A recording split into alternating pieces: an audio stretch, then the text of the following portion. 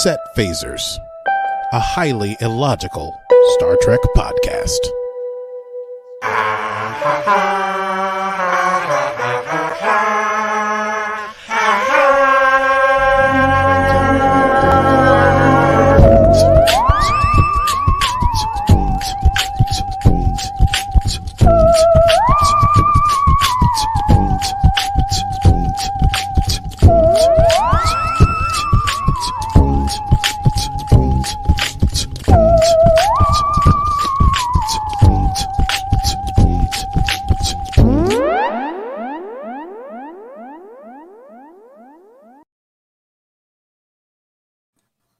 Well, hello, Archie. And hello, Stevie. How we doing? I'm doing well, thank you. Happy Friday to you. Happy New Trek Week to you. Happy New Trek Week to you. Yes, we are here. Today's stardate is stardate 143123.2, and we are discussing Discovery Season 4, Episode 3, entitled Choose to Live. Choose to live. Choose to live. Oh, also, this is our show. We should say that our show is now. Yes, it is. It's called Set Phasers. It's a highly illogical Star Trek podcast, and you are here with us now. Yeah, you are. Lucky ducks. Yeah, hello. And if you're, hey, listen, we don't like to brag, but if you're one of our Patreons, you're watching live, and I'm so sorry for how I look, but it can't be helped. It's just my face is like. I like your face. Is that the Virgin Mary behind you? I'm not sure. I don't know. What is that behind you? It's some sort of saint. I'm not sure. There's I have no saint. idea. Okay. I'm in if my you are a childhood patron, Yes. if you are a patron of ours, you can watch us live running it down. Only at, and Aki dancing, of course, which he is doing now, distracting me, at patreon.com/setphasers, and you can become a patron of ours to get behind the scenes access, exclusive early access to episodes and more.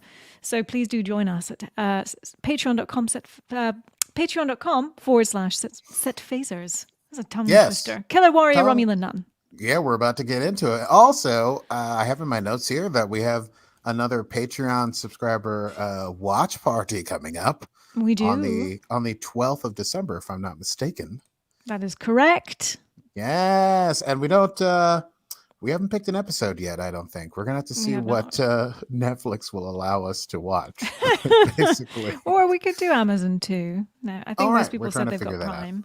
Oh, yeah, nice. Okay. Well, we're figuring things. We're going to figure it out. We're going to have a party. So, hey, listen, you sign up before the 12th, you get invited to the watch party. It's a Sunday afternoon, and all we do is talk nerdy things and watch Star Trek. Yeah, it's a good time. It's a good time. It's a good. I shut my wife out and I go into my little office cave and we do this. It's great. Yeah, I shut my imaginary wife out and go into my just into my normal room. I don't leave the room. I just nothing changes for me. I'm just watching Trek with people. But we'd love to see you there. That's all. Well, we've got a great episode that came out this week. Some heavy stuff going down. I think maybe we should just run it down. Let's run it down. It's time to run it down. Can you run it down for me? What just happened? Can you run it down for me? Okay, let's get into it here. So far in season 4, what we've discovered is that there's a 5 light year wide space anomaly that's eating up planetary systems like a hungry hippo.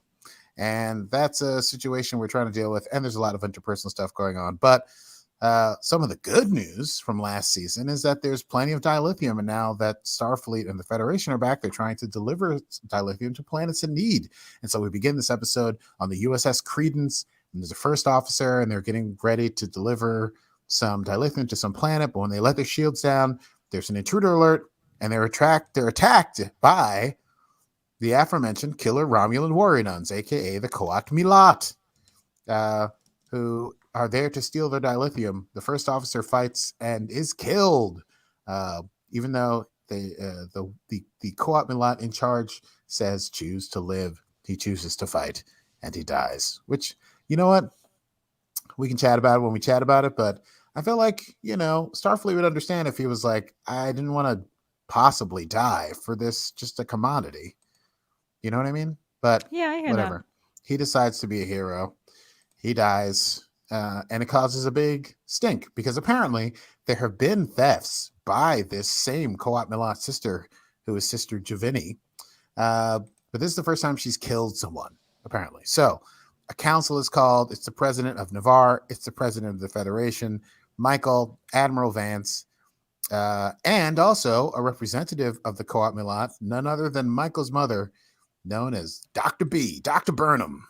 DRB, the notorious DRB, is back on this episode, so that's wonderful. They had coordinates in that dilithium. Another reason why, in hindsight, I feel like that first officer should have stood down. But so they know where Javini must have gone. They know where this dilithium must have gone, and they want to pursue the matter. However, it's very sensitive time. Navarre has yet to join the Federation. President Rillick wants them to join the Federation, but it's this Qowat Milat sister has killed a Starfleet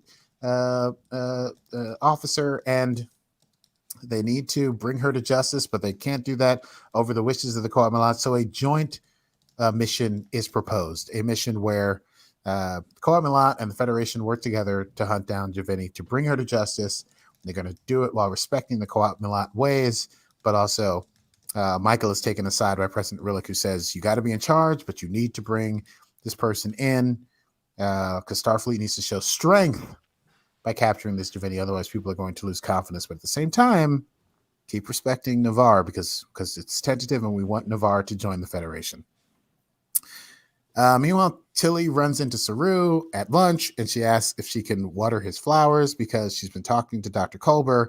And apparently, since her comfort zone is no longer comfortable, she's decided to get outside of her comfort zone, doing uncomfortable things. Saru's like, sure, you can water my flowers. One of them is dangerous. But he's like, but I'll try to find something that really gets you out of your comfort zone. Michael actually goes to visit Book because they're going to use his ship to chase down Javini. And they find out that Stamets is working on a new theory. He's got this theory that the anomaly is a, quote, primordial wormhole. He also come with a nickname for the dark matter anomaly. He's calling it the DMA, the dark matter anomaly. And they just need to see if they can find some tachyons to prove that it's a wormhole, yada, yada, yada. They're headed to Navarre to ask the Navarre Science Institute to help them. So you can see this is a very tricky, balancy time with Navarre and Starfleet. Also happening on the ship, this is probably the C plot line, Gray is getting his new body and Guardian Z is showing up, and they're going to try to transfer Gray's consciousness from the symbiote inside of Adira into the synthetic body that Gray has. But Guardian Z is concerned because he's like, this may not work. It may take a while. We're not entirely sure we're going to be able to transfer your consciousness appropriately. We may lose you forever. It's a chance you got to take. So those are the three big things that are happening this episode.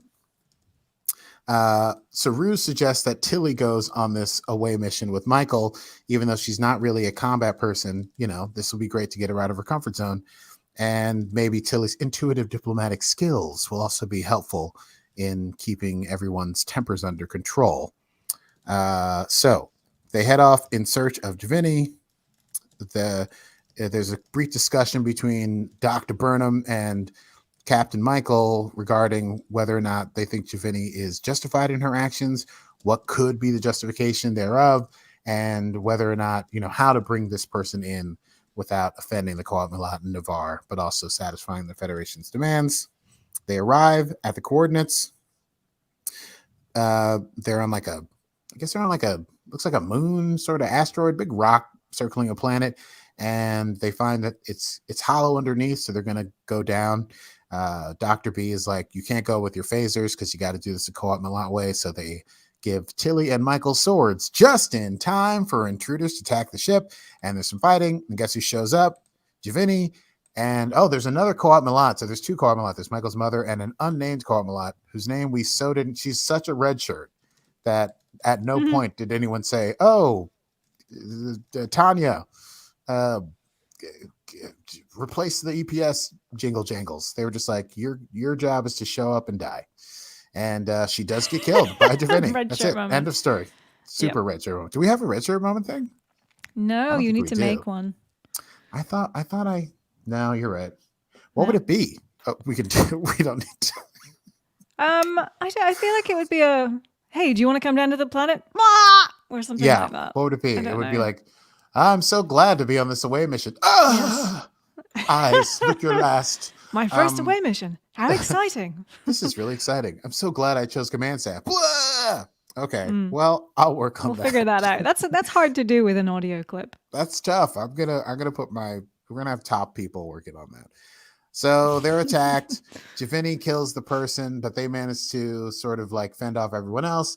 Only Javini is left. She basically says, because Javini is the one who nursed Michael's mother back to health when Michael's mother arrived in the future, sick from time sickness or whatever, and weakened without a place to go and not knowing whether anyone will be able to follow. So there's a connection there. And so, Dr. B wants to save Javini.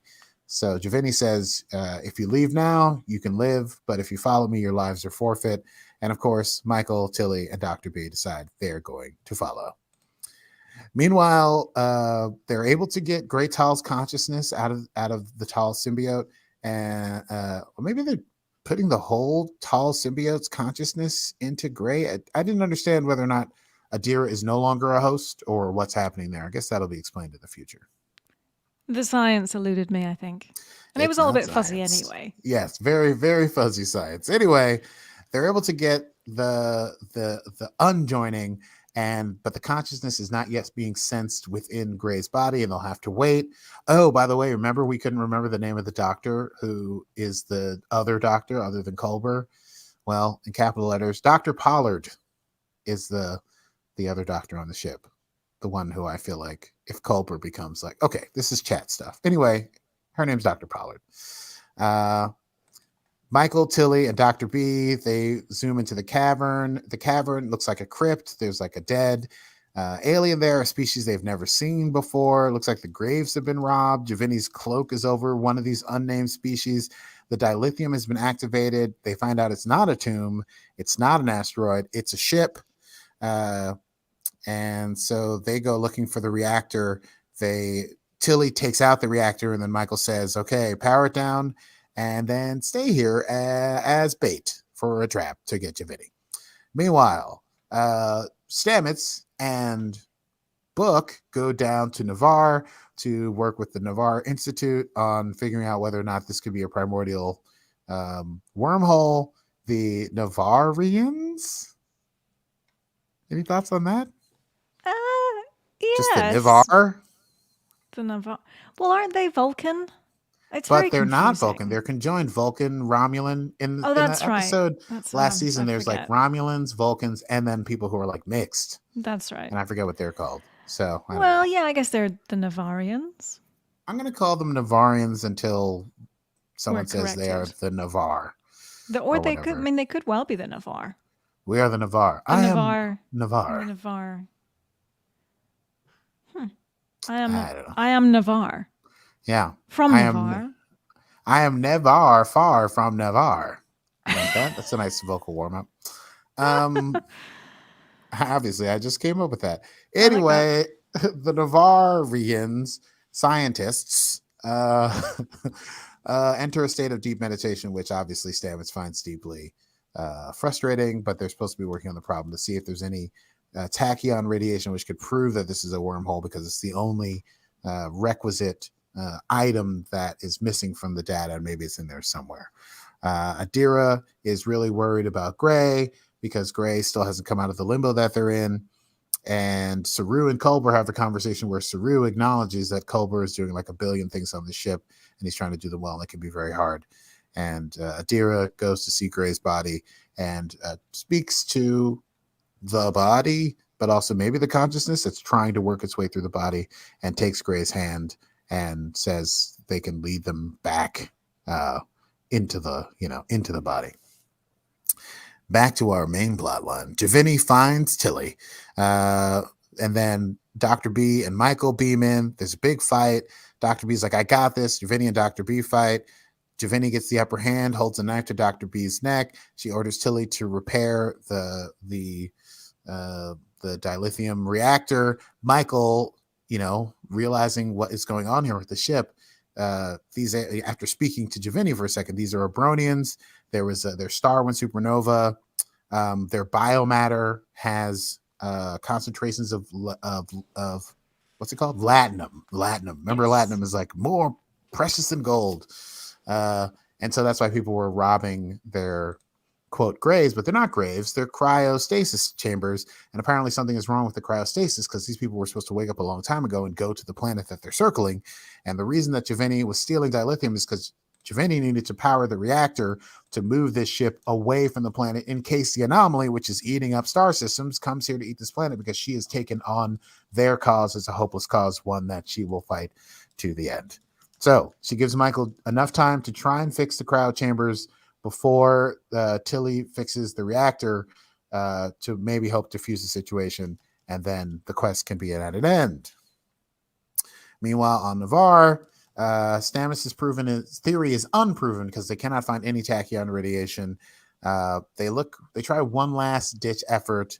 They think if they do a mind meld with Book, they can see what he saw, what he actually saw in the moment, his observations more clearly, and see if there's any superluminal radiation, which I guess is what tachyons are. Superluminal, more than luminous, extra luminous, big, more than bright. Anyway, they go into Book's mind. He has to relive the trauma of losing everyone. While he's in there, he has to go back to the memory of the last time he saw his nephew and his brother, and he sees that his nephew turned around and looked at him and saw that Book did love him. And this is a moment of releasing some anxiety and trauma that Book has been holding since the loss of his planet Quayshan, and he is grateful for that moment. The president comes out and says there is no evidence of any superluminal radiation. And then says, my condolences are insufficient. Book says, thank you. No tachyons present. No tachyons present. So Michael, on the weird planet where there's a hostage situation until he's trying to fix the reactor, manages to fix the cryopods, because that ain't nothing for your girl, Michael. And the Abronians start to come alive, and Tilly fixes the engine so that they can go if the anomaly comes. So Giovanni's quest is at an end. She drops her sword. She turns herself in. She's arrested. They go back to Book's ship, and they fly back to Discovery. As they're flying back to Discovery, Tilly talks to Dr. B about how she's been feeling out of sorts, and Dr. B explains the whole Qowat Milat, the Killer-Romulan-Warrior-Nun theory of paths, this idea of choosing a path, and the path is choosing to live, and sometimes the path ends as Giovanni's did, and the next path is what the next path has to be, and that in order to find it, you have to be willing to look into yourself with, quote, absolute candor. Absolute candor. Michael brings Giovanni before the presidents of both Navarre and the Federation and Admiral Vance. And then Giovanni is remanded into the custody of Navarre over, obviously, the protestations of Michael and even Vance, who's because the president wants Navarre in the Federation, and so makes this political move, even though Giovanni killed a Starfleet officer. It's a little complicated. I kind of get where all the parties are coming from there. Tilly visits Saru and his plants. Gray comes awake and alive, and he was able to hear Adira guiding him in, and says that they'll always be linked. And the last scene is Book in his quarters, Michael's quarters. I don't know. He's on a bed, and he's looking at a hollow of the farce of Quayshan, and he has his IQ Zen amulet on, which he hasn't worn in years. And Michael comes in, and they talk, and they lie together in bed, and they look up at the forest. And that is the end of Choose to Live, episode 3 of season 4 of Star Trek Discovery. Why don't we have a little chat about that? Let's have a quick chat. I say, darling, let's do a quick chat about that. Yes, let's do. Let's do. Let's do. Let's do. Let's do. Anything? Let's do. Anything particular that you would like to discuss? Stevie? I mean, this whole DMA. Dark matter anomaly. Thank you. I wonder where it's coming from. Do we still think it could be Do we think it could be a being of its own? Do we think it could be the chain? Yeah. I don't know why I did that because that was not the sound. But yeah, so I'm still a little confused. I was really glad that Book got some closure. Yeah, That was really yeah. nice. Mhm. And one thing I really liked about the episode, just as a one thought before we continue with deeper chat. At the end, well, not it wasn't quite the end, when Michael and Tilly looked at the alien species that were, coming to life and leaving Yeah. their ship. Tilly said, "Oh, you did that," and Michael said, "Oh no, we did that." And then they have a little hug, They and do I have kind of little thought hugs. they do have a little hug, but I thought it was a really nice moment because here's Michael, captain of the ship, and it's not like we ever saw Picard and Riker have a little hug when something went right, And I just thought I don't think Yeah. would have seen this. We've never seen this with any other crew before, and Yeah. I thought that was a really nice moment and something that's very distinct to Discovery. This is true. I agree. There's a lot of dealing with like personal their relationships. I mean, I always felt that even now of all the modern Star Trek franchises before Discovery, the relationships between characters was strongest overall on TNG. That's kind of why you keep coming back. But it's usually not Picard having the great relationship. Picard's a great leader, gives great speeches, gives great advice, but it's more like Riker and Deanna. It's Yeah. Geordi and Data, So I love that in Discovery, you get, yes, Tilly and Michael, Michael and Book, Saru and Michael, Saru and Tilly. Everyone's got these interrelated, and those are just every character is interrelated. Culber and Stamets and Adira and Gray. I mean, that's like a family right there. Yeah. That's also crew. It's just great. So I agree with that. Picard's always felt to me like he was sort of a father figure to everyone. They could be friends with him and they could have a good, close relationship, but he still maintained a distance. So that was interesting. One other thought I had was around Gray's incorporation, if you like, to Incorporation. Yeah. Gray LLC. It was just such a nice physical representation of transness. He and the nice moment that he had where he didn't want that mole on his hand, Right. and it speaks to sort of the body that he's choosing to incorporate into and how he is coming into his own. And I thought, like, obviously that's never really been done in Trek, and they have used that species to do it before, but never to this extent. Right. And it was just really a lovely moment between the two of them when they were actually sort of able to see each other. And, Gray had his coming of age in terms of a trans person. Right. And I think the relationship between Adira and Gray, I mean, they haven't been together since the accident on that ship that Adira was on, right? Yeah, Since Gray no. died. And yeah, so I mean, just a huge moment. And also Culber coming in, that family moment was so big. Yeah, it was so cute. I got a real swell in my heart. I have to say, yeah, were you gonna say something? Oh no, I was a bit bummed he came in at that particular moment because they looked like they were going to have a little kiss. Well, they'll And get then to the Culver, kissing. I know. Come I on, gotta know, but get it was just Daddy cute. Culber. Well, he was very excited. Everyone's I know. excited. I love that. I had a little emotional moment when he came in and they had a hug. I thought it was really cute. Yeah, everybody. I mean, listen, talk about aspiring dad energy. Like, I think a lot of people want Doctor Who Culber to be their dad as well. It's including people on the Totes. crew. Yeah. Like, this episode, I even felt like Saru was like, man, I'd like it if Culber was my dad. I think there's you bring up something that underscores a lot of what happens in this episode.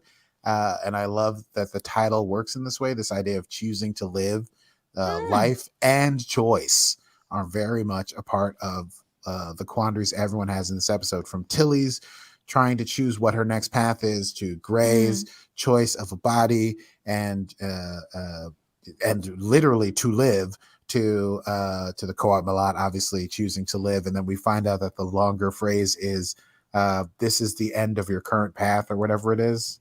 Choose to live. I forgot. Did I write it down? The path you are on is at an end. Please choose to live. And then also Michael and Book have that moment at the end, and Book has chosen to he says something to the effect of, like, if I don't if I don't open myself up to the grief, then I'll lose all the other memories of how special it is to be alive. So I thought I loved that union of all the elements of the story of this episode. I thought that was very sweet. And I guess if I had one other big thing, I guess it's gonna be the political shit. Seems really trenchant. Yes. I thought I liked Rillick at the beginning, that maybe she was saying Michael has my complete confidence, and maybe they had come to some understanding, but it really feels like she's very much an operator, and doesn't have. There's nothing wrong with that. It just feels like this is so. You want Starfleet to be so aspirational, and President Rillick is sort of failing to live up to that aspirational thing. But was she Rillick? Hang on, I thought Rillick was the guy. The guy? Who's the guy? The chap. Oder. Oh, that's Admiral Vance. Vance. Sorry, I'm getting mixed up. President Rillick. Yeah. President's name is Rillick. Thank you. Yeah. Yeah, I think the real politic, if you like, is coming into play.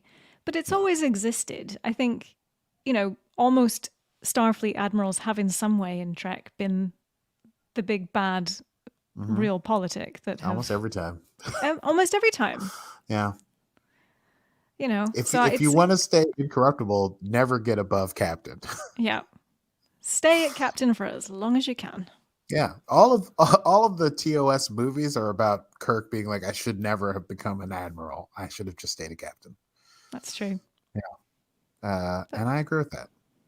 It's an interesting subtext. So far, I haven't watched Janeway's the new kid show, Prodigy, but I guess she's not really even an admiral on that show. She's like a hollow of the captain. But I was thinking the only captain who it's important that they became admiral is Archer. True. Every other captain, Pike. Does Pike become an admiral? No, Pike dies. Spoiler alert. Yeah, but not before he's an admiral. Does he become Admiral Pike? I think so. Yeah, because he's an Admiral Pike when he dies. I think that's true. Yeah, okay, that's fine. But he becomes Admiral Pike and then he dies. Should have stayed a captain is what I'm saying. Okay. Picard becomes an admiral and then has a falling out with the Federation. Don't become an admiral. That's not. I feel like there should be two different paths in the academy, and the command path should stop at captain, and there should be some politics. Half Section 31 specialty that leads you into the admiral chair, because it seems like that's all just being a drag, except for this super cool captain whose name admiral who died in episode season 2, Karen. Oh yeah. What was her last name? Oh wait, hang on. Was that season 2? I think that was season 2. She had a thing with the real Lorca. That's right, with Lorca. I liked her. And then they can't defuse that bomb, so she stays behind. She was great. I thought oh, that's right. She did stay behind. She had the near death moment, and then she really died. Yes, yeah. Blew her up to make sure. She was what an admiral should be. She show up on the ship, lay down the law, bounce, show up on the ship, defuse a bomb, give people. Yep. Anyway, how did we get here? Discussion of admirals. Anyway, yeah, I think the politics is going to play a major part. I keep waiting for the chain to come back. I assume the chain is not gone, but I don't know how it's going to manifest in this season. We shall see. The chain is the new Vulcan Star Empire, or Klingons. They're like the baddies. Yeah, like the Romulans. Hang on, so we had the Romulans, and then we had the Cardassians. Yes, it was Klingons in TOS, Romulans in TNG, Cardassians in Deep Space Nine.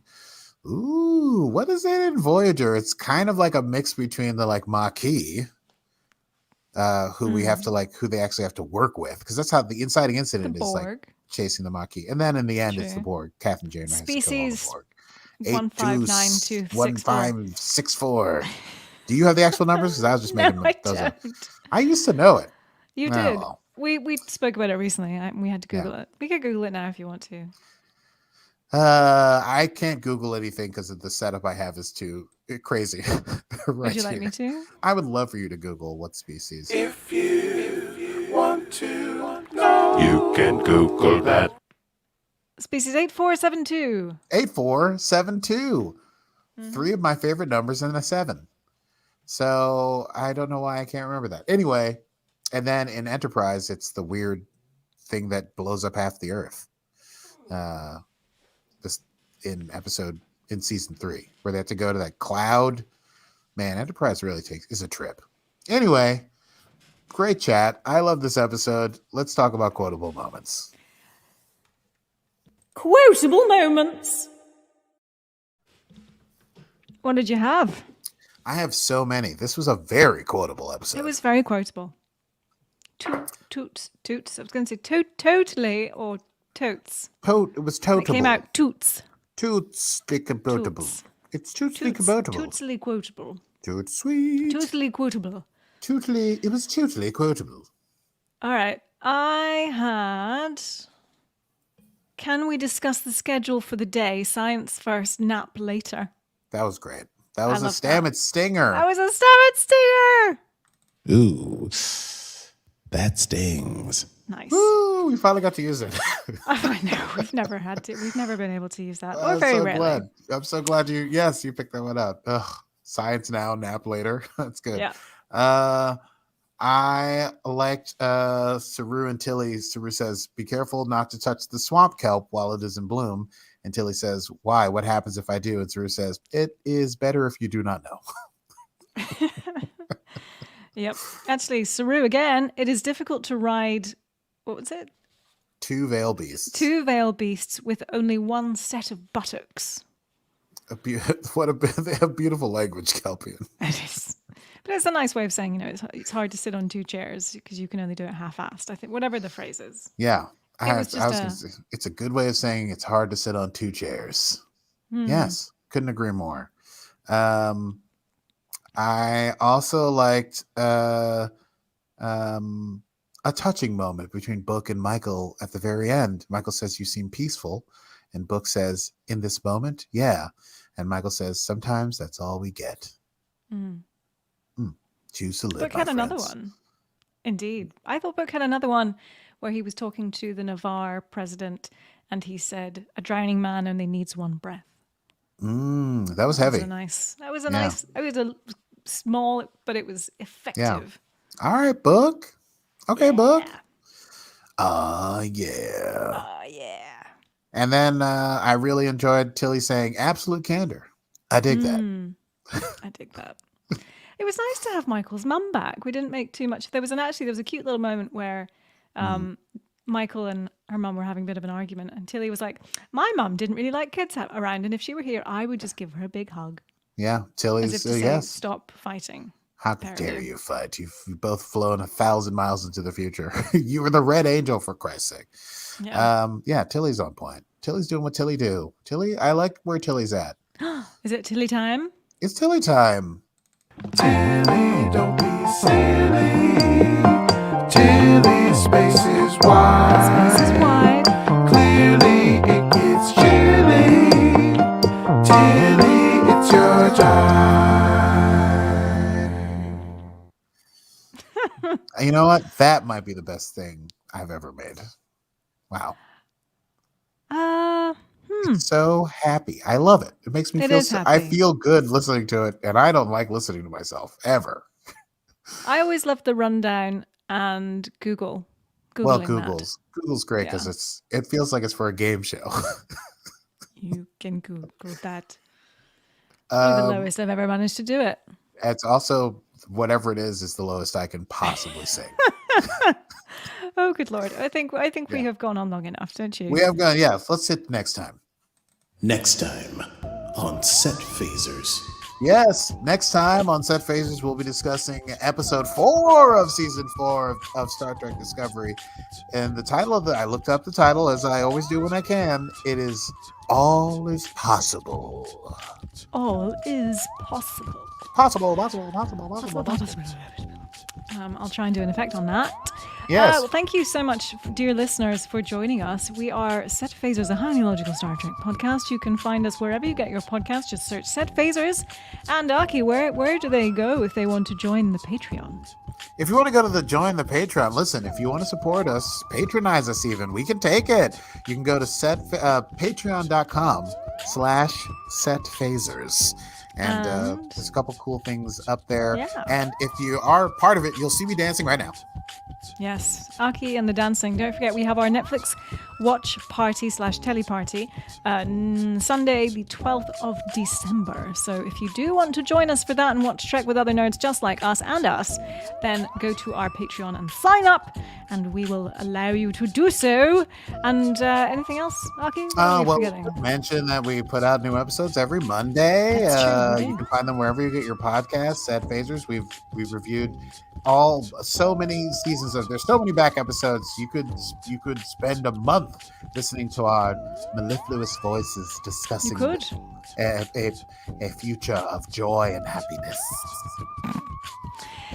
Indeed. Well, enough of all this guff. Computer, I think it's time to go. But until next time, I am Stevie Mans. And I am no qualitative evidence of superluminous radiation. And this is Set Phasers, a highly illogical Star Trek podcast. Computer. End program. No.